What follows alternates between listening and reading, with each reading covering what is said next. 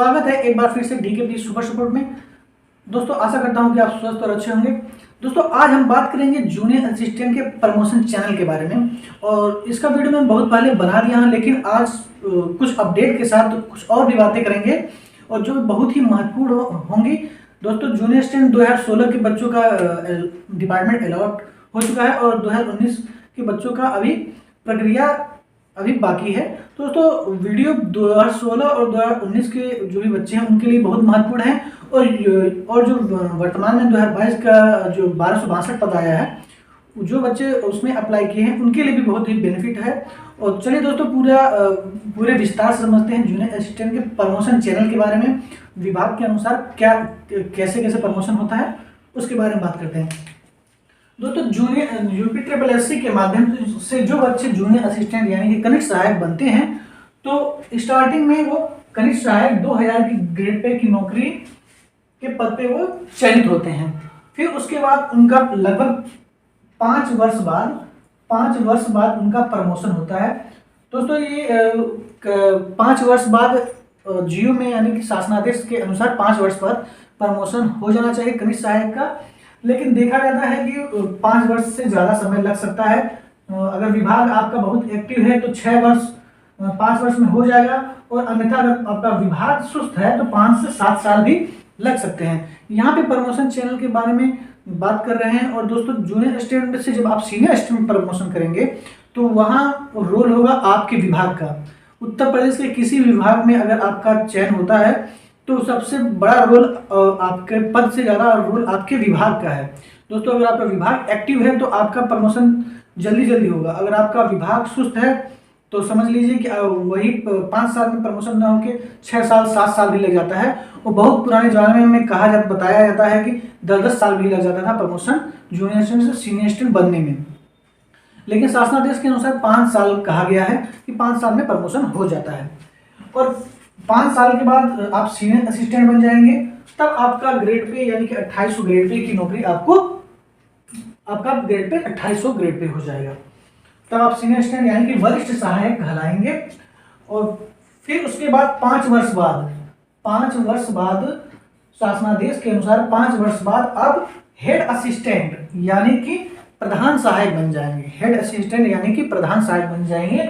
उस समय आप 4200 ग्रेड पे के वेतन में आ जाएंगे। दोस्तों अगर जूनियर असिस्टेंट सीनियर असिस्टेंट फिर प्रधान सहायक बनेंगे तो ऐसा नहीं है कि आपका उनके कार्य का कुछ कार्य में अंतर आ जाएगा, ऐसा नहीं है। अगर आप कनिष्ठ सहायक भी हैं और आप एक एक्टिव क्लर्क हैं, एक मेहनती क्लर्क हैं, मेहनत से अगर ऑफिस में काम करते हैं, तो आपको जो आप वर्क करेंगे तो हो सकता है कि आप हेड असिस्टेंट जितना वर्क भी आपको कार्य मिल सकता है। कहने का तात्पर्य यह है कि बस ये नाम के हैं कि आप जूनियर असिस्टेंट हो जाएंगे, सीनियर असिस्टेंट हो जाएंगे, हेड असिस्टेंट हो जाएंगे, लेकिन दोस्तों आप अगर एक्टिव हैं तो आप कनिष्ठ सहायक के भी हेड असिस्टेंट के लेवल तक का काम डील कर सकते हैं। तो बस अधिकारी जो होते हैं, आपके जो बॉस होंगे ऑफिस के, वो ये देखते हैं कि बच्चे किस अप्रोच के हैं, क्या वो काम करने के में रुचि वाले हैं या नहीं, क्या एक्टिव बच्चों को पहचान जाते हैं या एक्टिव कलर को पहचान जाते हैं, तो उसी के आधार पर उनको काम का वर्कलोड दे दिया जाता है और अच्छे काम या बुरे काम वहीं से डिसाइड होते हैं। फिर दोस्तों 5 साल फिर उसके बाद हेड असिस्टेंट बनने के बाद आप 5 साल बाद 4600 ग्रेड पे यानी कि एडमिनिस्ट्रेटिव ऑफिसर यानी कि प्रशासनिक अधिकारी बन जाएंगे। तब आपका ग्रेड पे 4600 हो जाएगा। दोस्तों यहीं से आपका पद की वैल्यू बहुत ज्यादा बढ़ जाएगी। जब आप प्रशासनिक अधिकारी हो जाएंगे तो क्लर्क का सबसे बड़ा रोल यहीं से शुरू होता है, प्रशासनिक अधिकारी से। जब आप प्रशासनिक अधिकारी बन जाएंगे तो असली मायने में एक कार्यालय का जो आपके कार्यालय के बॉस हैं उनसे आप एक स्टेप नीचे रहेंगे। यानी कि सभी जो क्लर्क हैं, सभी जो बाबू हैं, सभी जितने भी क्लर्क हैं उनके बॉस आप रहेंगे, लेकिन आप कार्यालय के बॉस नहीं रहेंगे। आप उन सभी क्लर्क के बॉस रहेंगे, बड़े बाबू कहलाते हैं बोलचाल की भाषा में। तो यहीं से प्रशासनिक अधिकारी आप 4600 ग्रेड पे हो जाएंगे। और सबसे बड़ी बात उपलब्धि हो जाती है कि आप एक गजेस्टेड ऑफिसर की आपको मान्यता मिल जाती है। कई ऐसे पद हैं जो 4600 ग्रेड पे के हैं लेकिन उनको गजेस्टेड अधिकार नहीं मिला है, लेकिन क्लर्क में अगर 4600 ग्रेड पे आप बनते हैं तो आपको गजेस्टेड राजपत्रित अधिकारी का दर्जा मिल जाता है। फिर उसके बाद आपका 5 वर्ष बाद आप प्रशासनिक अधिकारी रहेंगे, तो उसके बाद आप बन जाएंगे 4800 ग्रेड है सीनियर एडमिनिस्ट्रेटिव ऑफिसर, यानी कि वरिष्ठ प्रशासनिक अधिकारी। तो दोस्तों ये भी कहा जाता है कि 5 साल बाद आप वरिष्ठ प्रशासनिक अधिकारी बन जाएंगे, लेकिन ऐसा अक्सर नहीं देखा गया है, उससे ज़्यादा भी समय लग जाता है। लेकिन जहाँ तक मैंने देखा है कि सब प्रशासनिक अधिकारी बन के ही रिटायर हो जाते हैं। लेकिन दोस्तों यहाँ एक बात और मैं ऐड करना चाहूँगा कि वर्तमान समय में प्रमोशन का चैनल जब से डिजिटलाइजेशन थोड़ा बढ़ा है, या नए बच्चे नए टेक्नोलॉजी जब से बढ़ी है, तब से प्रमोशन सही समय पे हो रहा है। 5 से 6 साल में प्रमोशन हो जा रहा है। तो संभावना ये की जा रही है कि जो बच्चे अभी कम उम्र में 21 साल 22 साल की उम्र में ज्वाइन कर रहे हैं, तो वो जल्द ही 15 साल में 20 साल में प्रशासनिक अधिकारी 15 साल में 20 साल में बन जाएंगे। तो वो वरिष्ठ प्रशासनिक अधिकारी के पद पे जा सकते हैं, चीफ प्रशासनिक अधिकारी के पद पे जा सकते हैं। फिर उसके बाद आप यहाँ पे शासनादेश के अनुसार यहाँ पे 3 वर्ष बाद आप 5400 grade pay chief administrative officer यानी कि मुख्य प्रशासनिक अधिकारी बन जाएंगे। तो दोस्तों ये था जूनियर असिस्टेंट के चैनल के बारे में कि आपका ऐसे प्रमोशन होगा।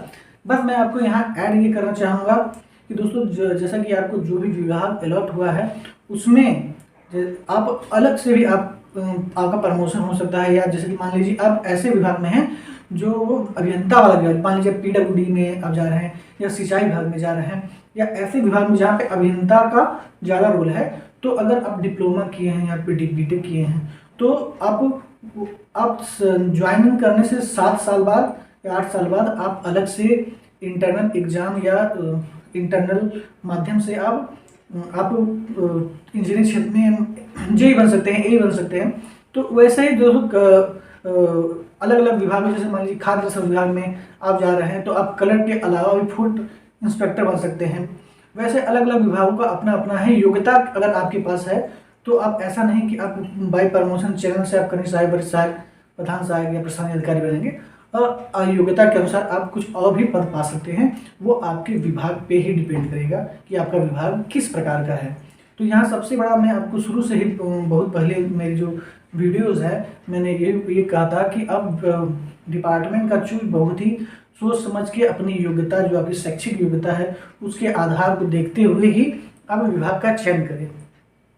दोस्तों अगर आप जूनियर असिस्टेंट 2022 के जो 1262 पद आया है उसमें हैं अगर आप, तो ये आप आज ही आप क्लियर कर लीजिए। अगर तैयारी बढ़िया से कर रहे हैं तो आप जब भी डिपार्टमेंट चूज करिएगा तो डिपार्टमेंट के बारे में बढ़िया से जान लीजिएगा, जानबूझ कर मतलब पूरा समझ बूझ कर उसका सिलेक्शन करिएगा।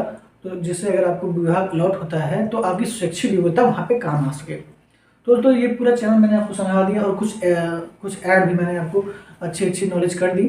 अगर जो भी अगर आपको नहीं समझ में आता है तो कमेंट बॉक्स में कमेंट करिए, आपको निश्चित उसका पूरा आपको समस्या का सलूशन मिलेगा। आपको आशा करता हूँ कि आपको वीडियो बहुत पसंद आया होगा।